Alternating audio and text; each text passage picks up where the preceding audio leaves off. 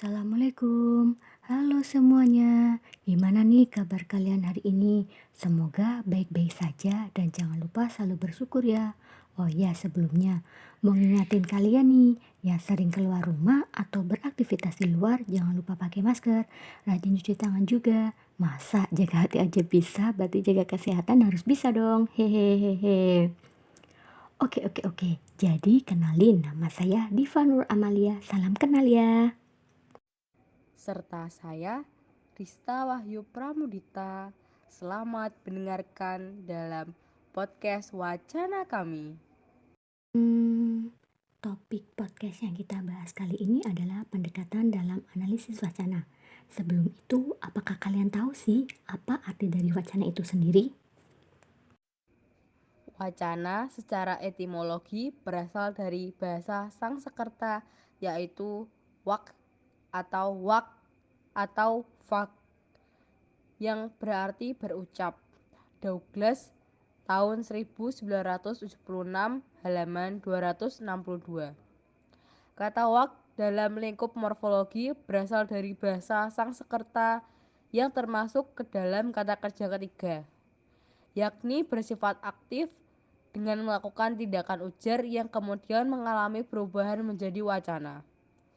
Jadi, dapat ditarik kesimpulan bahwa wacana adalah perkataan atau tuturan. Nah, begitulah arti dari wacana itu sendiri. Sekarang, apa sih pendekatan dalam analisis wacana? Oke. Mari kita bahas lebih mendalam.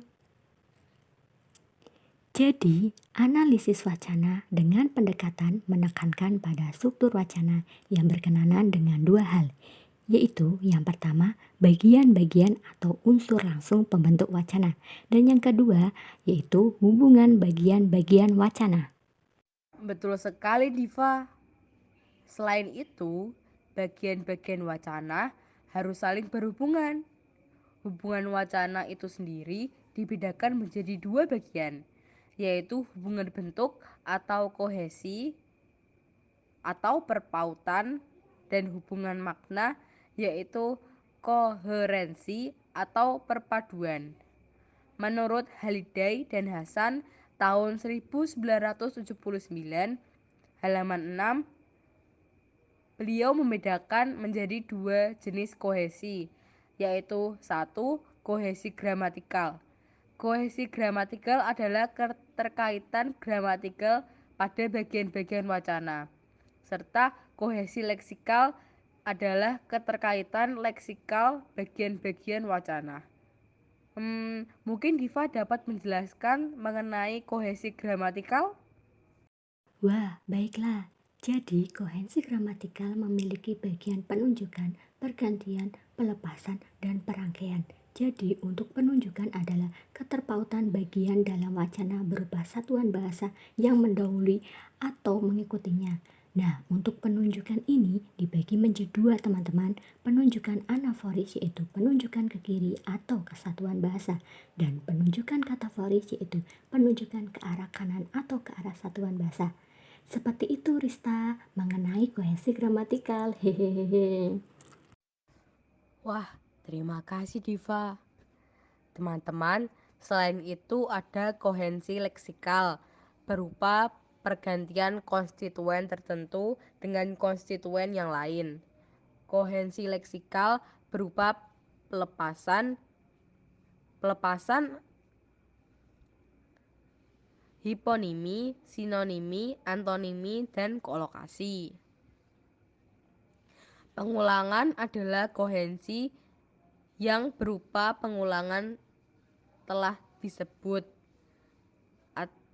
Hiponimi adalah kohesi yang berupa relasi makna leksikal yang bersifat hierarkis antara konstituen yang satu dengan konstituen yang lain.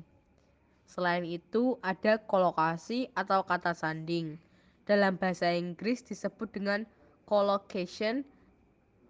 Secara sederhana atau kolokasi dapat dipahami sebagai asosiasi tetap dengan kata lain dalam lingkungan yang sama.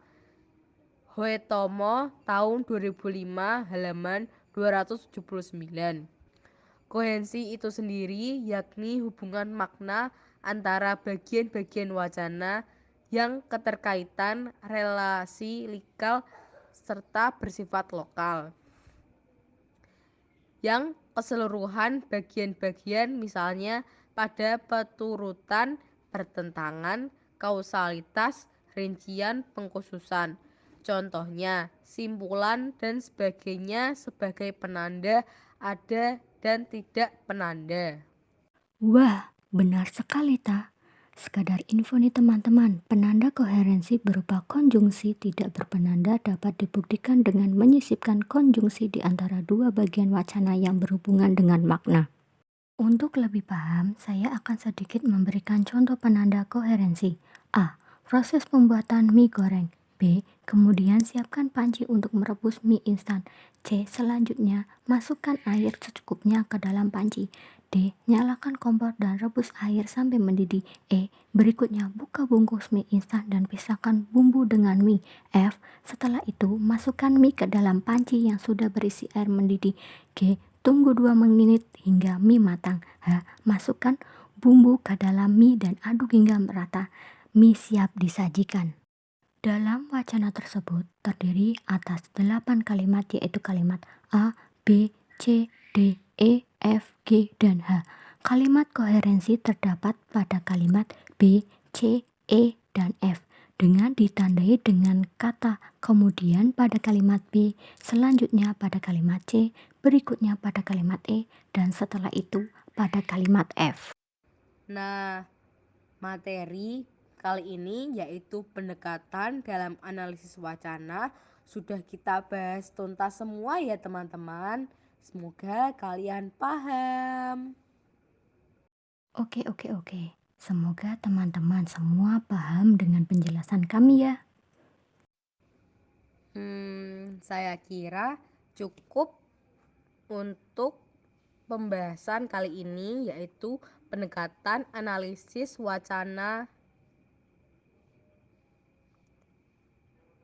Semoga penjelasan dari kami dapat bermanfaat bagi semuanya. Kalau begitu, saya, Rista, dan Diva pamit undur diri terlebih dahulu ya teman-teman. Terima kasih telah mendengarkan podcast kami.